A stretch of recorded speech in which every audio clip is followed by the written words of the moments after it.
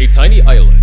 No oil like Saudi Arabia, no tech giant like the US, and no massive population like China or India. Just a speck on the map, surrounded by giants. And yet Singapore has become one of the richest nations on Earth. How? Let's find out. Singapore's economy is one of the most advanced and well-run in the world. It's what experts call a mixed market economy, meaning the government and private businesses work side by side to keep the engine running. But Singapore takes it a step further.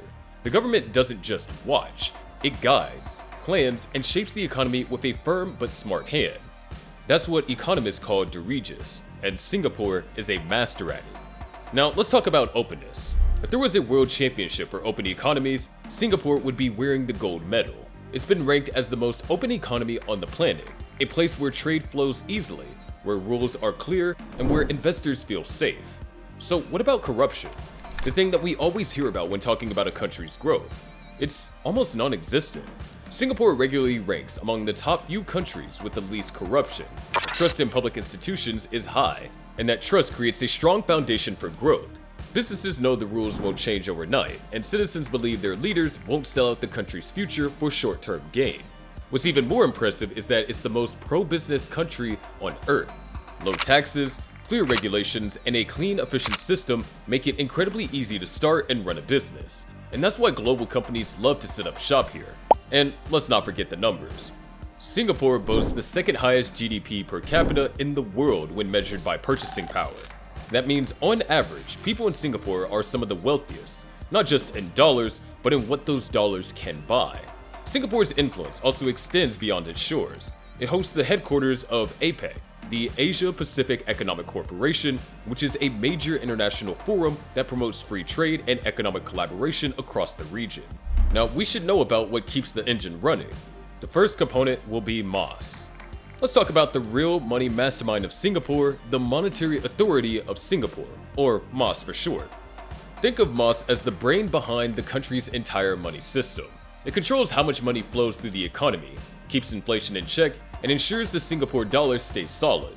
But here's the twist. Unlike most central banks like the US Federal Reserve or the European Central Bank, MAS doesn't mess around with interest rates to control inflation. That's the standard playbook. But Singapore? They toss that right out the window. Instead, MAS uses something completely different: exchange rate policy.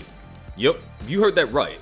Now, if discovering how money actually moves behind the scenes excites you, then tap like and subscribe.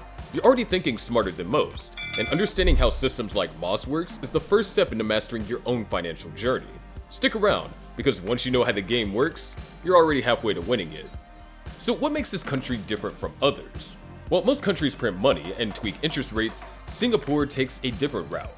It manages the value of its own currency, the Singapore dollar.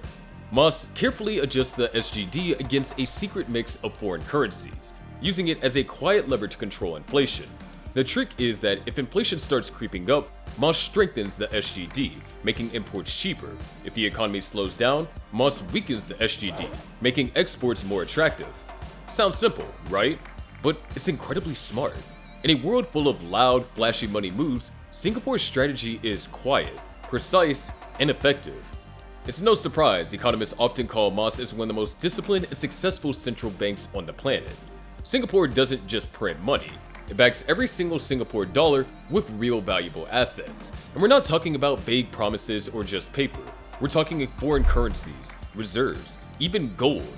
When MAS issues money, it's not making a guess. It's holding actual US dollars, euros, yen, and more to support it. And the stash is huge. Over $400 billion in USD in foreign reserves in recent years. For a country its size, that's massive. It's like a financial fortress, a solid wall of trust behind every dollar. And when investors see that kind of backing, they believe in the Singapore dollar. They trust it, they invest, and they stay. That's how Singapore turns thin air into real rock-solid value. We should also know about the billion-dollar engines of Singapore. Temasek Holdings and GIC, the Government of Singapore Investment Corporation, two of the world's biggest and most secretive sovereign wealth funds, are the backbone of their economy. They invest all over the globe, in stocks, real estate, tech, energy, infrastructure, you name it. They've held shares in giants like Alibaba, DBS, Singtel, and even Western powerhouses. So instead of printing money to spend, Singapore prints money to invest. and then earns returns. Here's the twist. Those profits don't just sit around, they go straight back into the national budget, helping to fund schools, hospitals, defense, and development. That means that the government doesn't have to keep raising taxes. It's like creating money from thin air, but in a smart, sustainable way. Economists even have a name for it: fiscal alchemy, turning smart investments into real public wealth. Now, you might assume that because Singapore is rich, it spends money freely, but that's far from the truth. In reality, Singapore follows one of the world's strictest budget rules. It's only allowed to spend the returns from its investments through Temasek and GIC, not the original capital. It's like a careful family that lives off interest from a savings account, never touching the main account. That way, the wealth keeps growing. This rule sets up a smart, sustainable cycle. Print money only when it's backed by real reserves, invest that money globally, use just the profits, not the base, and then reinvest and repeat. Every step is cautious, strategic, and surprisingly conservative for a country often seen as bold. Don't you wonder, should every country be doing this? So now the main question arises: how big is Singapore's economy really? In 2025, Singapore's GDP shot past 561.73 billion US dollars, an incredible feat for a nation of just 5.9 million people. That means its GDP per capita is now among the highest in the world, even topping the US in some rankings. Think about that. A tiny country with almost no natural resources has transformed into one of the richest and smartest nations on Earth. And if that's not enough, it now sits shoulder to shoulder with New York, London, and Hong Kong as the top global financial hub. We all know that Singapore is a major hub for multinational companies, both in Asia and around the world. Its success comes from being close to key Asia-Pacific markets, having world-class transport and communication systems, like its busy airport, top-rated seaport, fast internet, and smooth public transport, as well as welcoming global talent through smart immigration policies. On top of that, Singapore attracts tourists from everywhere thanks to its strong business travel scene, international conferences, medical services, and a vibrant city life. Singapore's rise from a struggling port city to a global economic powerhouse is often called a miracle, and for good reason. In just a few decades, under the sharp leadership of Prime Minister Lee Kuan Yew, this tiny nation transformed into a wealthy, high-tech, high-income economy. How? Location, strategy, and relentless discipline.